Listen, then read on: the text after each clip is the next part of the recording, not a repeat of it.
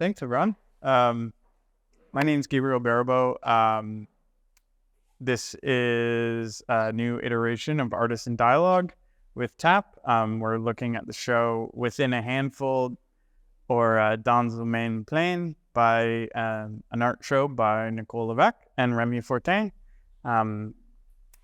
Thank you both for being here, and thank you all for being here too. So, to start, I'm going to introduce NICOLE and Remy formally. NICOLE LEVAQUE is an artist based in Hamilton, Ontario, working in sculpture and installation. LEVAQUE holds an MFA in sculpture and extended media for Virginia Commonwealth University from 2019, and a BFA in painting from Concordia University in 2014. Her work has been exhibited and collected both locally and internationally, and has been supported through grants from Ontario Arts Council and the Canada Arts Council of the Arts for the Arts. Remy Fortin is a self-taught artist based in Montreal with a focus on nature and ecology. Fortin critiques anthropocentrism, proposing a pluralistic concept of the environment. He holds a bachelor's and a master's degree in architecture from the University of Montreal from 2017 and McGill University from 2020. Remy is currently completing a doctorate in architecture at McGill University.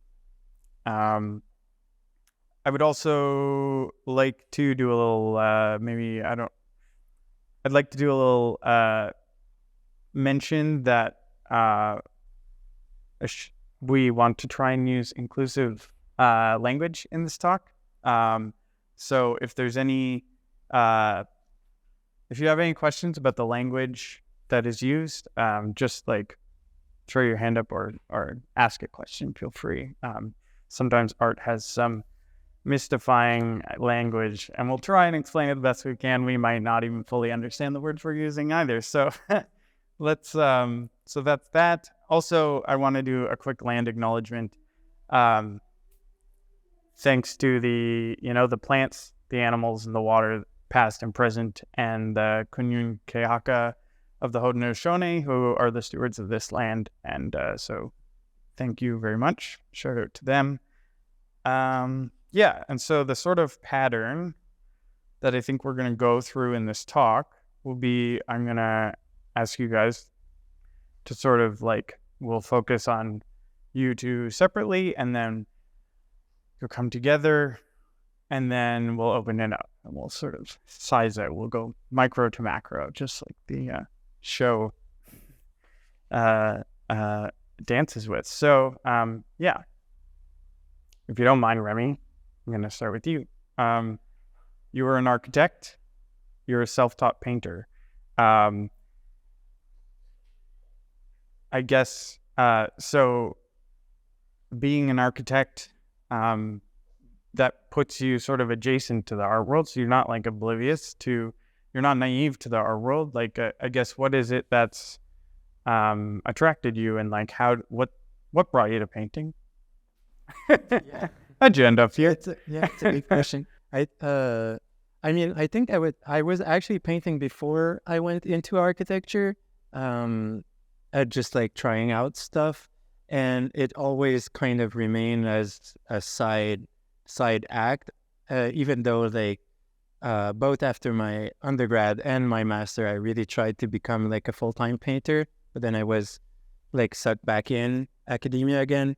I think nonetheless, for me, it's a nice position to be in, because I feel my feeling of the art world sometimes can be really constraining, whereas coming to it from this, a bit from the margin, through my understanding from point of view of architecture, it's kind of freeing, and it's freeing my discourse. It's freeing the what I'm trying to convey with it, and it's also freeing the kind of weight of being a full-on kind of artist.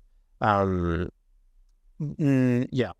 I would say it remains that both the kind of big quest that I'm trying to get at through architecture and through painting is the same kind of it's the same holistic goal in a way. So it's not completely disconnected.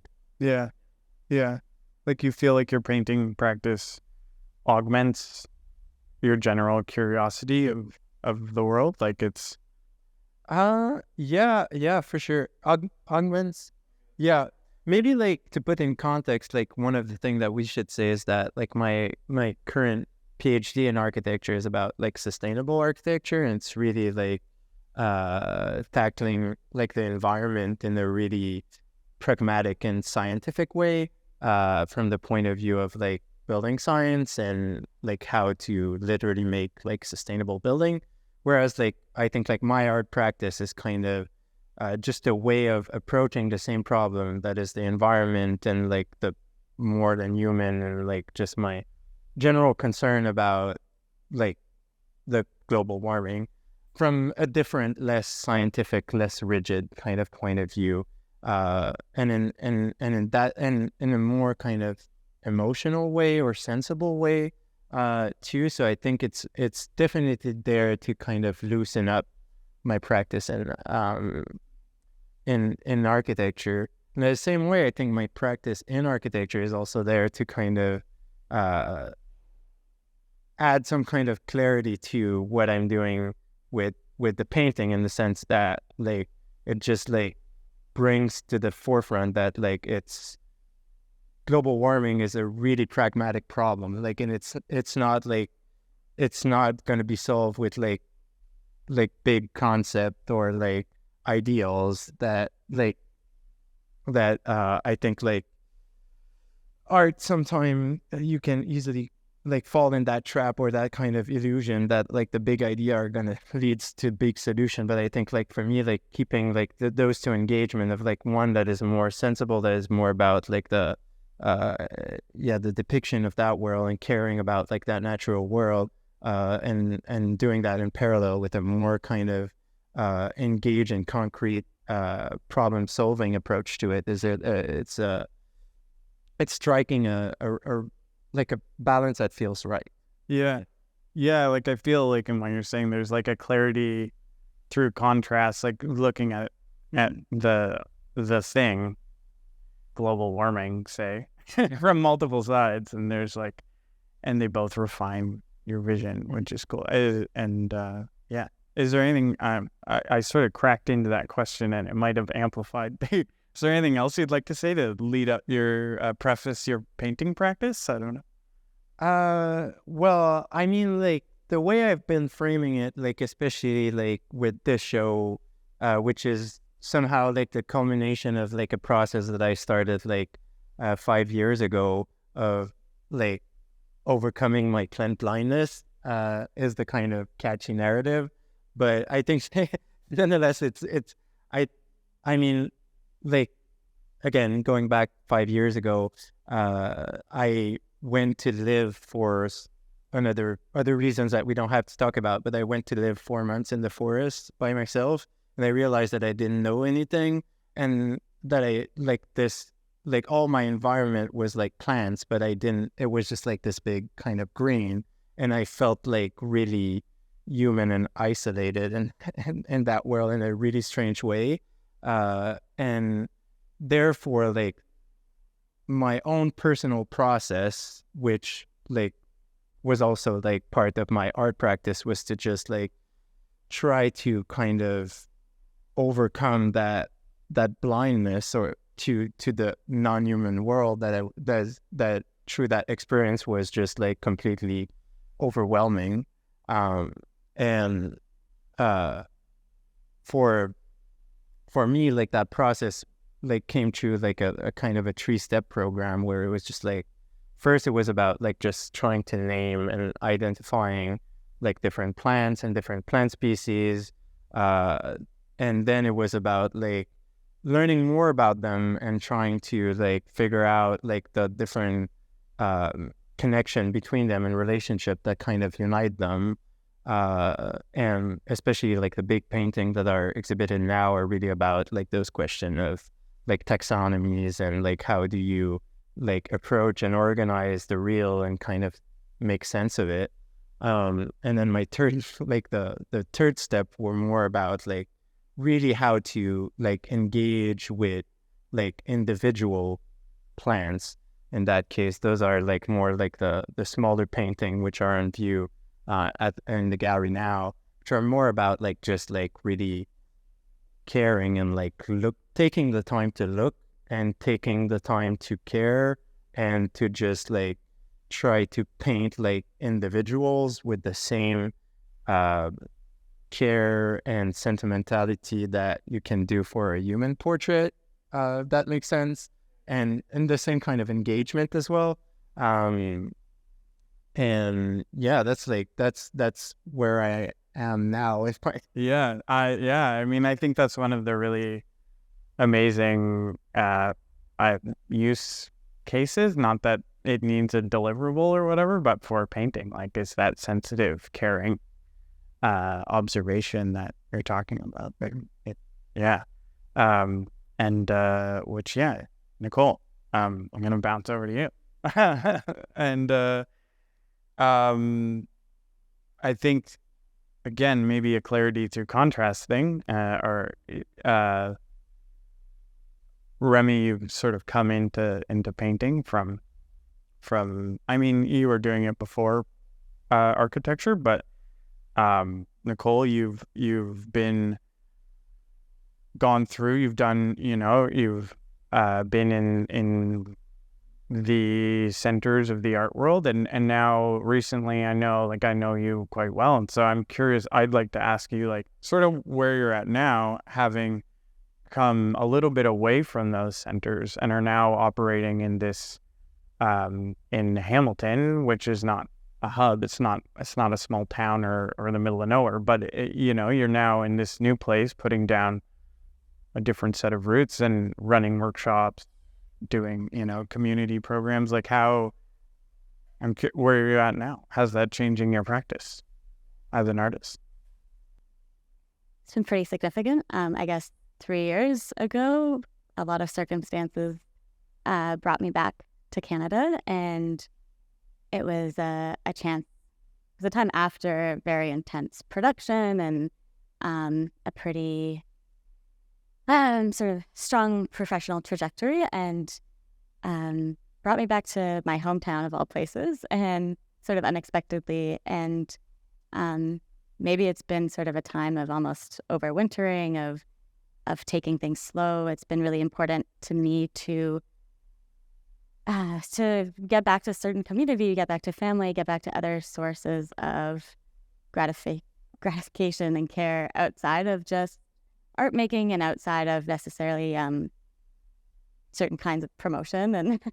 And so, yeah, it's been really interesting building out a studio and a new home in an old place, and having a very different kind of interaction to my work than I was getting within academic situations. And when I left Virginia, I left teaching at a college level. And now I'm teaching sort of pay what you can workshops out of my own home studio, and I'm teaching ceramic summer camps, and I'm facilitating workshops with some unhoused folks and people who have very little or no access ever to traditional art materials or support or encouragement.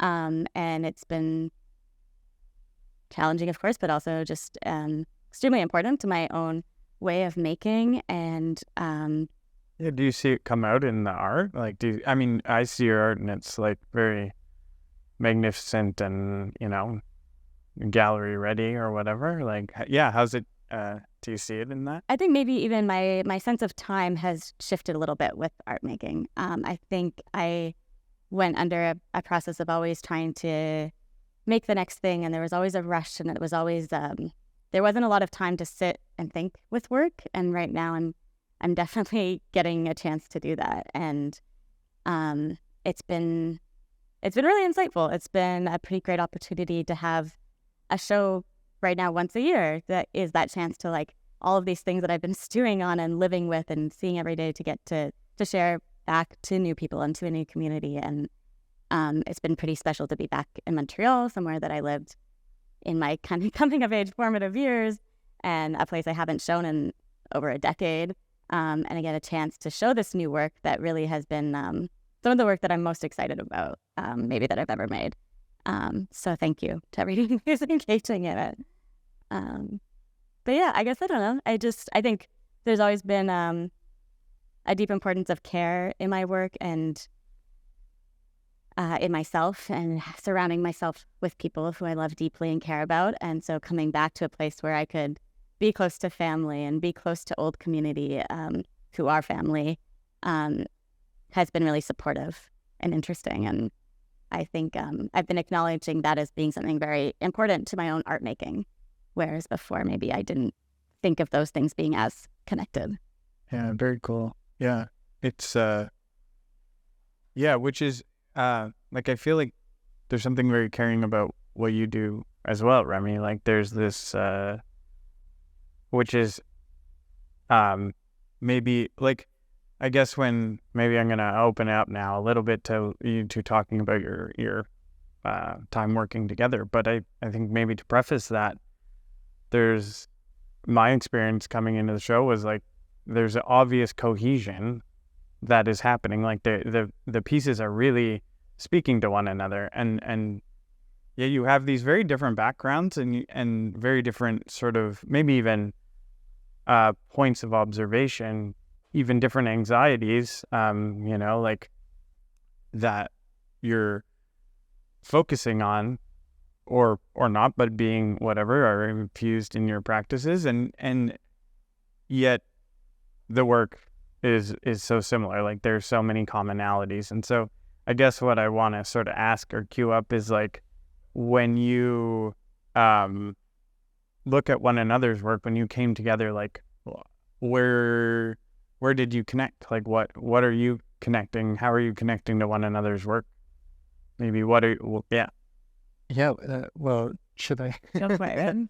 Well, yeah, it's a good point that you're raising now, because like it's like, I don't know if everybody here realized, but like we were really remote, Nicole and I, like before the show, like we never met or anything. It's really like thanks to Marks and Senti for making this happen, of just saying like, this is like a good fit, let's see like where it goes.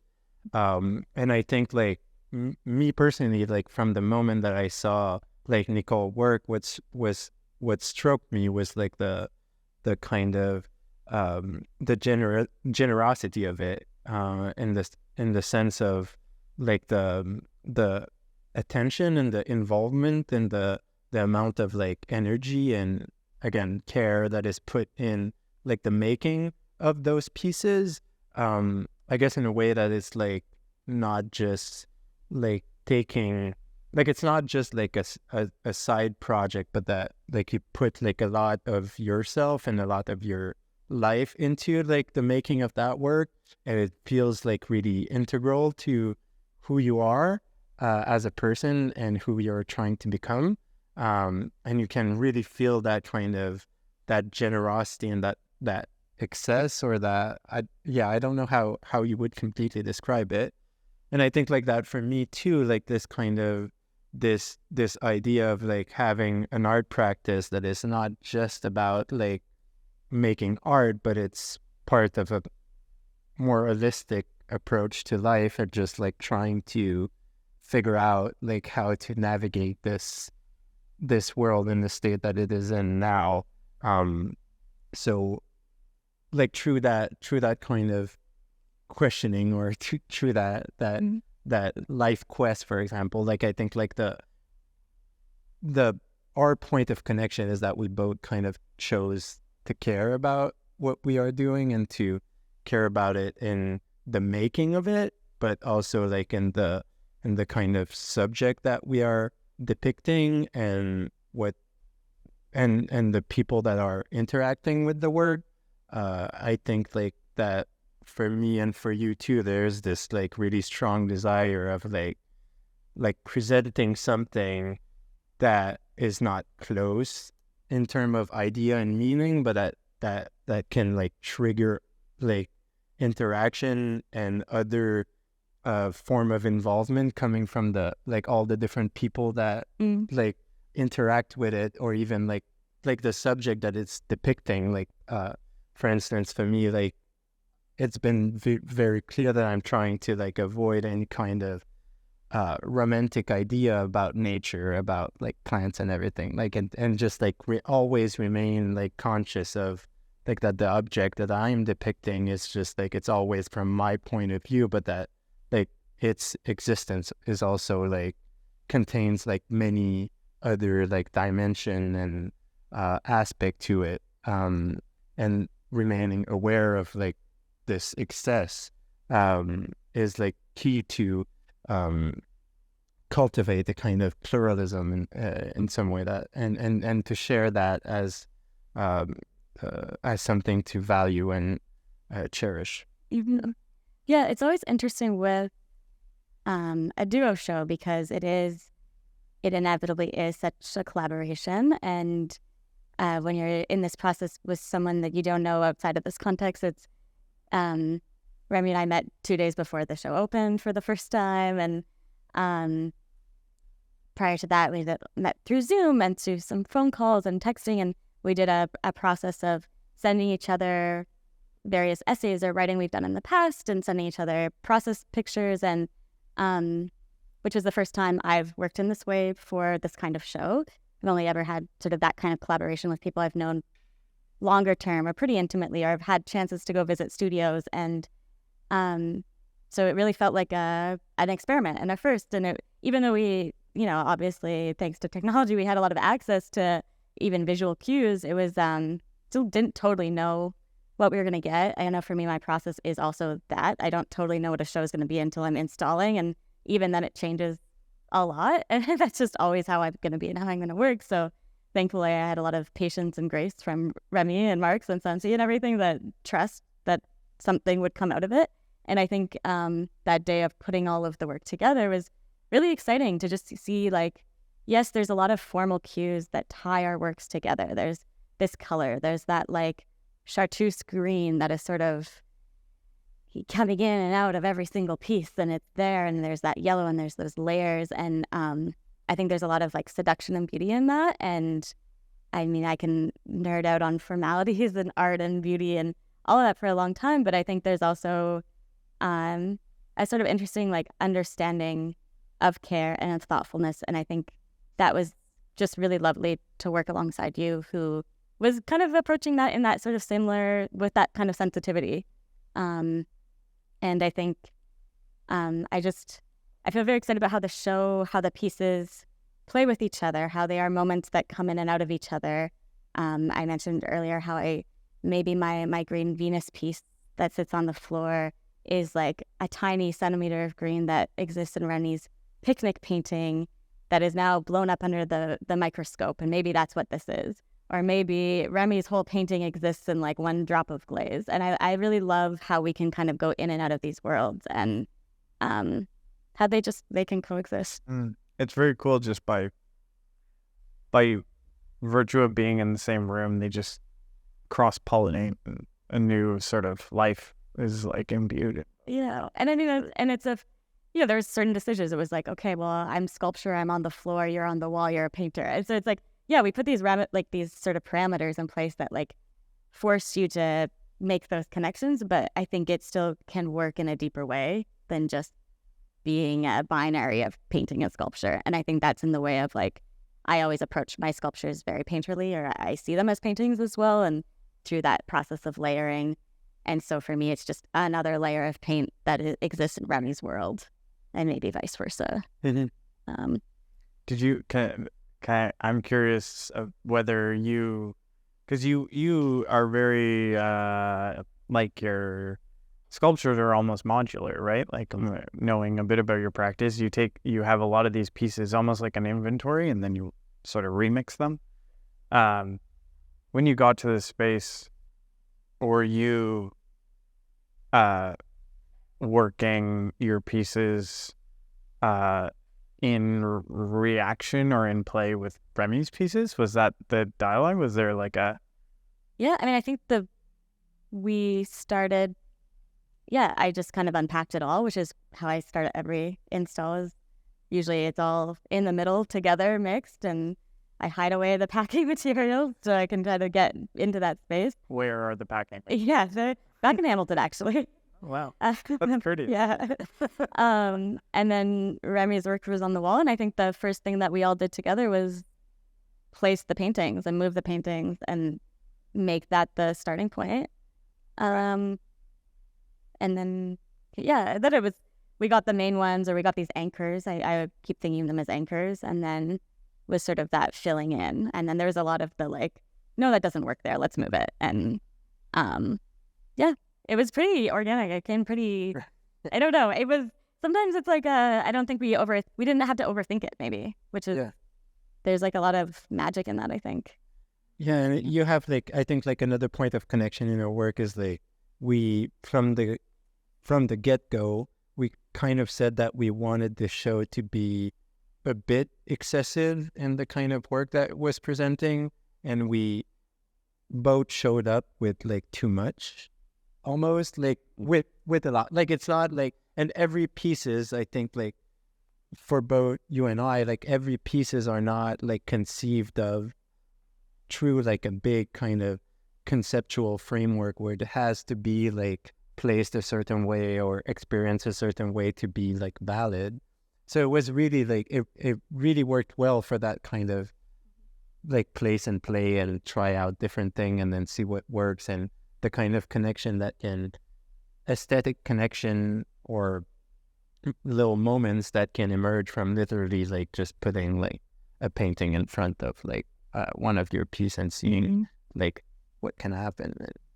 And yeah, I think a lot of the role of fate or of chance when it comes to art making, and how my mood or how the temperature of the space I am in affects what ends up getting made, let alone all of the bigger things of access and money. And we know we can infinitely go down that road, but the same way with putting on a show together with another person is like, well, you know, maybe if I had X numbers less of sleep versus more, it could have been a very different show.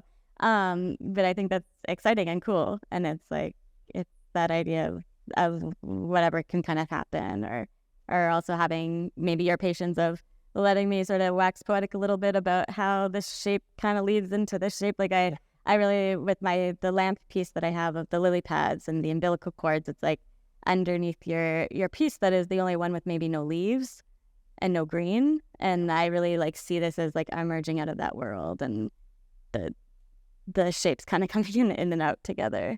And it's like, maybe it comes down to play, a lot of it. And I really love the process of installing when it can be playful. Yeah. And that's my ultimate goal when it comes to it, and it makes it a lot more fun. Yeah, and excess. Well, I did want to bring up this excess, not to like, it's come up in both of your language a few times, and it's coming up in this conversation. And it, I guess what I'm seeing, and I'm kind of like, whoa, what's going on there, is you're talking about excess in this and also care at the same time, and you're coming together with this excess of beauty and of work and of this like maybe an excess of care, and then you get to remix it and it's very fun. Like there's this very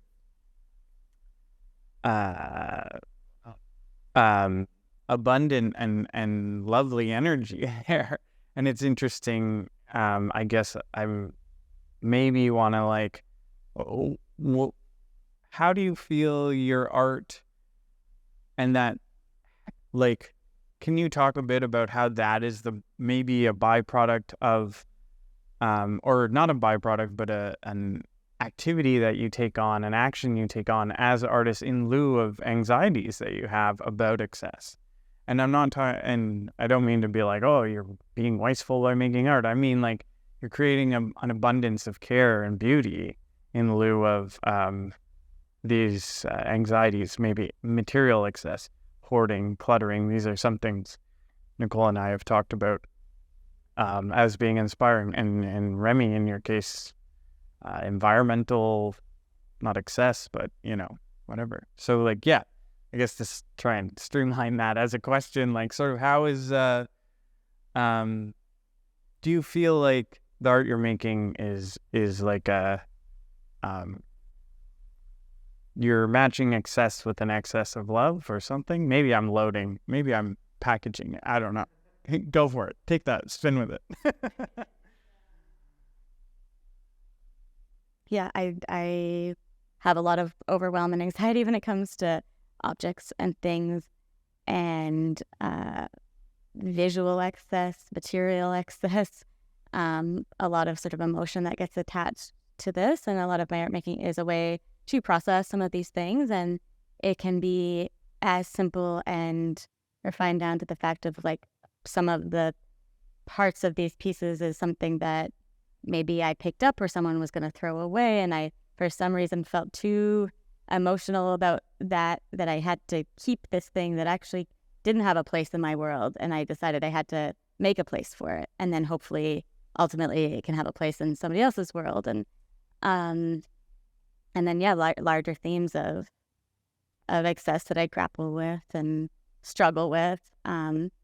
I once was described as a soft maximalist, which I really love that idea, and how that maybe angst and anxiety can be sort of transformed through this energy, through this sort of compulsion to make, into this place that holds it and puts it into a source of beauty, hopefully, or into something that gives people a place to think or to see differently or a new world to understand. We talked briefly about this idea of our work being these, I don't know, allegories to like carbon sinks. And it's like all of this energy and excess and spinning and spiraling, and then it gets put into this place. And ultimately maybe a hopefulness of seeing that as actually a positive or as like a space of like love, I would hope.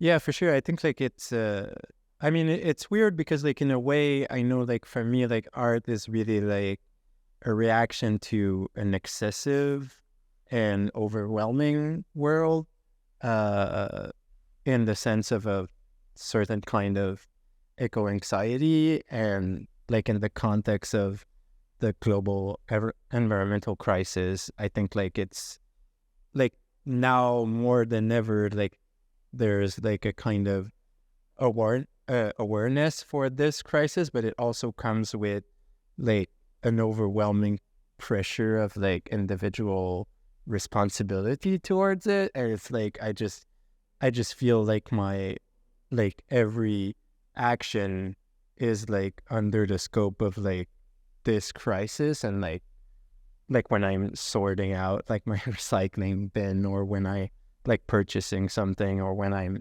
trying to travel somewhere, like it's always like this kind of question of like, what about like your impact on the world, and what about like can you do more to like to have less of an impact, you know what I mean? But then art in a strange way like appears as a refuge against that, because it's just like so like useless in a way, like, and like even from like a super kind of pragmatic like angle of like carbon like footprint or like impact on the world, like it's a really like, I like this idea that I put so much like energy in the painting that is not that is non-damaging in a way, like it's not like put towards like destroying the world through like an indirect kind of spending or like consuming in a weird way. I don't, so that like it's weird because through art it's like that excess is turned into something that is like something that is positive and non-damaging, and because of that healing in a certain way for that like anxiety. I don't know if that's Yes, I mean, I think with work that, I mean, there's a lot of conversations around labor. There's a lot of conversations about craft and of building and of trade, and that can be seen in our work, I think. And I think it's interesting to address how these things can be this hold of many hours or of lots of labor and lots of process, and then ultimately it is whatever the perspective of the next person is viewing. And I think like I like to, through excess of layers or color, give some of that like generosity back or acknowledgement back to people who are putting themselves and their energy and their time and their perspectives into my world, into our world, to this world of whatever this is. Mm-hmm. Yeah. And then, that's fascinating. That's very cool. Do you feel, one more question I want to sort of continue with is, do you feel like the show will influence your work going forward? Maybe quick thought on that?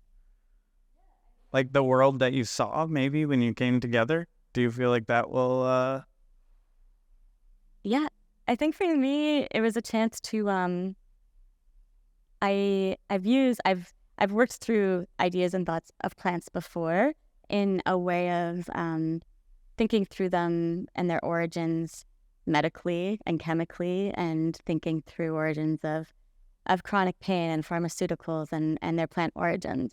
And that was a very abstracted way from getting A to B, and a way that was very internal, and I think wasn't necessarily seen through a viewer. And I think working with Remy, and I think I sort of subconsciously ended up using a lot more sort of even direct imagery, like this direct Venus flytrap imagery, this sort of corpse flower imagery. Like it came out a lot more just apparent than I kind of have done before, maybe less abstractly.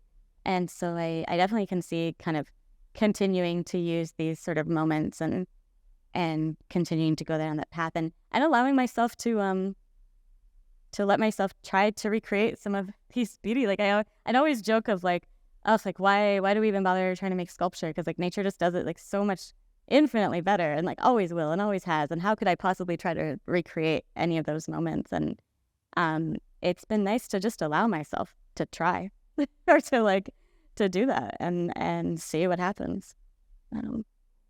Yeah, it's I mean, kind of same for me. I think like this, like a lot of the themes and the idea that we're discussing now just like really emerge from like our meeting or my meeting of Nicole. And I think like you have a way of like expressing yourself and like sharing your idea that is just like really inspiring and thought triggering. So like I think for me, like coming into like this show, it was like art has always been a really like solitary experience, especially like doing it not like from my study of architecture. I felt like really isolated and really thoughtful of what I was doing. And I think like meeting you and having those exchange and having those discussions just like brought in like a ton of clarity and just like hope and faith for the future, no doubt. And I think like in more like concrete term, maybe like the one of the big hope and faith is just like to trust, like you have a way of like trusting the process and the making when in your pieces. And I think like for me it's really freeing to like even like start to approach a painting in that way now, of just like starting something without like trying to pin down like where it's going to lead, but just like trusting that it's a process of discovery, and with like when approaching it with care as like good intention, like it's gonna lead up to something good in the end. So cool. We await your abstract expressionist master. Cannot wait. Very thoughtful and caring piece, though. Cool. Well, I will. Yeah, maybe we'll open it up. Anyone have questions?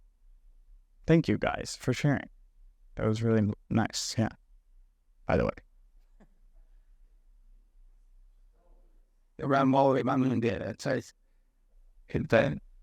Hi, I was here last week and I had a good chance to look at the work and engage with it. And I was struck by how, I just didn't know whether you knew each other from before or not. And I know you lived, outside the province.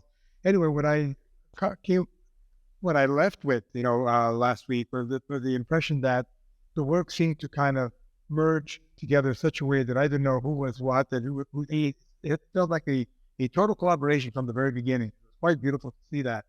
I congratulate you on that. But I also felt that it was both psychological and theatrical at the same time. It felt like the pieces were born out of the artwork, out of the two-dimensional work, the sculptures, and they found their way in. And I felt myself in this kind of garden, looking for, say, relics of a past history of some kind of time when ecology was not a detrimental, kind of element that it is now in terms of where we were going. So you brought me to this kind of interesting kind of realization, and the psychological part was that I was examining the pieces, one by one, and then your little plans where you actually focus on a particular element where it was, that was the psychological part, just having this kind of relationship. The actual element was myself being part of this installation in that room, where I walked around making connections to different parts and somehow trying to kind of make sense of this world. So that kind of worked out quite very beautifully. And I like to ask you, your sculptures, your ceramic pieces are mostly on the ground. Like some of them could have been on a pedestal or on a podium or something, higher to kind of engage in a much more direct way. But you made a decision to have them. I mean, some of them are made for the ground, I understand, but others could have been, say, elevated. What was your thought behind actually having them, really settle on the ground? Because they become urns, the Venus flytrap where you itinerary urn for insects. And then these were quite very inviting, painted, colorful. Any thoughts on that? Yeah, for sure. I mean, I think um, I'm often thinking about that idea of grounding and the building up from below and these perspectives. I mean, this show, I'm forcing you when you're engaging those pieces to always be looking from above. And unless you're a very small person or you're an animal who's in this space. And it is a very different experience than sitting, or it's a different experience. I mean, I make a lot of the work on the ground. I just intuitively often am working on the ground. I don't know why. It's just something I have to do. And I think the sort of modular, the square pieces was begun in a work I did in 2020 where everything was built on these squares and they all came apart and there was many more of them. And to me, they were directly referencing a rug in domestic spaces and referencing a place to be on or a place of comfort. They also were referencing how I'm viewing art the most on an Instagram square, and at the squares, the grid, this idea of that inventory and getting reflected. And so it's a bit different here where it's not necessarily the square rug. Maybe it's a runner. Maybe it's a division. And maybe it just comes down to often, a way to solve a problem. I wonder a lot about even plinths and this idea of a custom plinth and then what happens to that plinth later. And what is that energy to make this thing just so that it's elevated one more foot off the ground? And is that necessary, or is it just that we're used to seeing it in that way? Thinking through with accessibility and does it make sense? Can it be, when it's low, does it give a chance for someone maybe who's a wheelchair user to be able to also see it from above instead of always seeing from below? And for a small child, it's like they get a chance to also be above and to be bigger, and thinking about those processes of scale. I ask because, normally, through hikes or moving into the wilderness, you look up at the horizon, but you tend to kind of also look at your feet, where you're placing your feet, and it's really wonderful discovery. So I kind of felt that was kind of an interesting, modality. And I mean, I think a lot about those parallels of of being in the woods, existing in that, and yes, having to be looking at the ground because of a root or because of, you don't want to step on this precious plant or this flower or this creature. And then living in the city, I'm also looking at the ground, and it's for very different reasons. And it's also obstacles, or it's danger, or it's something, and it's making sure that I'm spotting things so my dog doesn't find chicken bone. You know, it's just like, that is where my eyes are always. And I think I'm just naturally drawn to that. Mm-hmm. And likewise, in terms of the can I go on? In terms of your paintings, other than the photographer, I know you're seeing space, so many ways, interior, exterior, you're looking up, looking down. Perspective is an issue. You're an important element. And in your painting, you seem to kind of creating that Giotto-esque element, like really close up, that the picnic is, you know, as I'm hovering up. So again, there's that notion of looking down in a very different way. Yours two-dimensional on the wall, yours on the ground. This is a really interesting mix. I mean, in terms of how this came together, it's very unique and intriguing. Because I think we're focusing so much on different types of scales and macro and micro scales and the in and the out, and it's also through perspectives. I think can go through that. So with some of Remy's paintings, yes, you're in it. You're like directly. You're maybe the small creature in these giant blades of grass. Versus you're somehow both above and below a picnic at the same time. And so I think there's like, it's like a bit of a strangeness, or like it's a kind of throws you a bit, or makes you have to maybe think about it more or something. Right. Well, that's the whole point, right? You're engaging in a conversation, you know, there's a visual conversation. Yeah, and I would have to say, like, for those big painting too, like one of the big inspiration I had was like 19th century like garden plans. So I'm glad.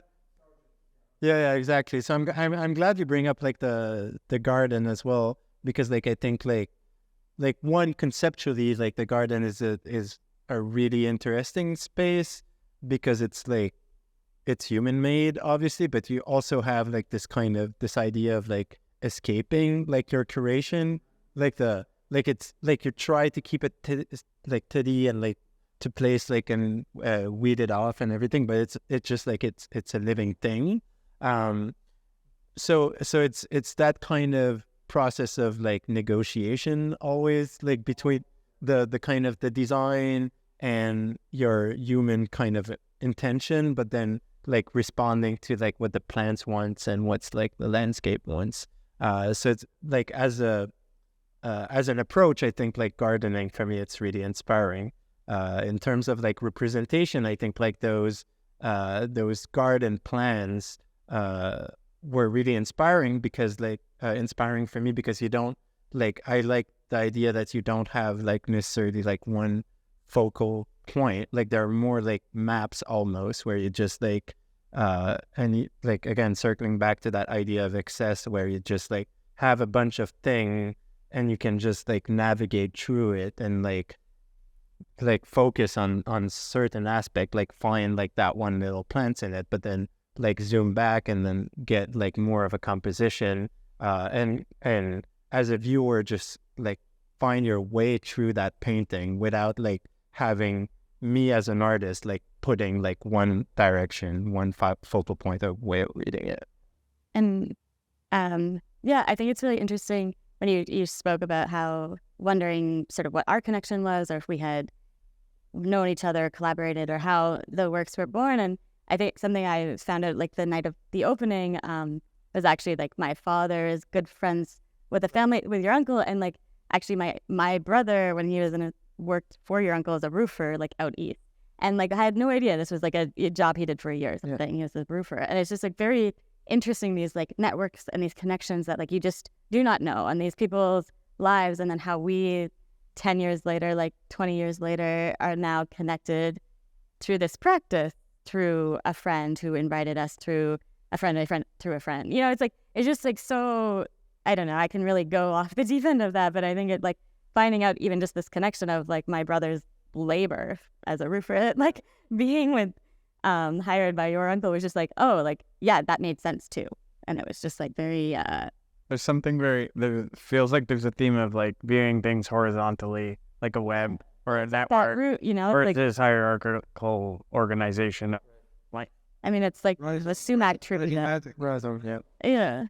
Yeah. Yeah, and it pops up on a roof in New Brunswick. I don't Yeah. know. It's Thank you. Yeah. Well, thank you for your comments. I think like it's really fun to have your impression, and they're a really good one. It's confusing to hear. Yeah. Any other questions?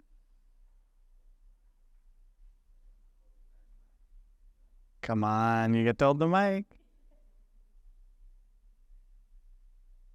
Cool. Well, great. I don't have a scripted ending, but thank you. That was really lovely. Thanks, everyone, for coming and participating. And thank you all. Thanks, Tap, the whole crew. Yeah. just